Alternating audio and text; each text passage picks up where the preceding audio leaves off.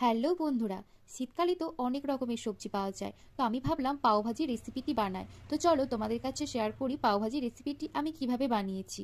প্রথমে আলু, ক্যাপসিকাম, ফুলকপি, মটরশুঁটি, গাজর, বিট, সামান্য একটু জল, সামান্য একটু নুন ও বাটার দিয়ে সবকিছু ভালো করে সেদ্ধ করে নেব।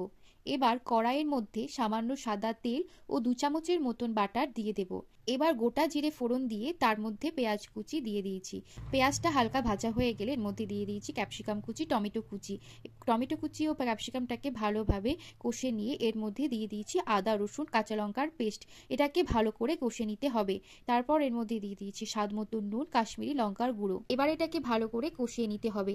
এরপর আমি এর মধ্যে দিয়ে দিয়েছি সেদ্ধ করে রাখা সবজিগুলি এবং ভালো করে এগুলোকে ম্যাশ করে নিতে হবে। এরপর এর মধ্যে আমি দিয়ে দিয়েছি হলুদ গুঁড়ো, সামান্য চিনি আর দিয়ে দিয়েছি 4 চামচ পাওভাজির মশলা। এরপর সামান্য একটু জল দিয়ে ভালো করে এটাকে ফুটিয়ে নিতে হবে। এরপর সবশেষে আমি এর মধ্যে দিয়ে দিয়েছি ধনেপাতা কুচি ও সামান্য একটু বাটার। তো তৈরি হয়ে গেছে আমার পাওভাজির তরকারি। এবার এই পাওভাজি তরকারির সাথে পাউরুটিটাকেও আমি সেঁকে নেব। তো এর জন্য আমি পাওভাজির পাউরুটিটা মাঝখানে কেটে নিয়ে তারপর প্যানের মধ্যে সামান্য বাটার দিয়ে তার মধ্যে কাশ্মীরি লঙ্কার গুঁড়ো ও ধনেপাতা কুচি দিয়ে এবং এই পাওভাজি রুটিগুলোকে দিয়ে ভালো করে সেঁকে নিয়েছি। তো তৈরি হয়ে গেছে আমার এই পাওভাজির রেসিপিটি।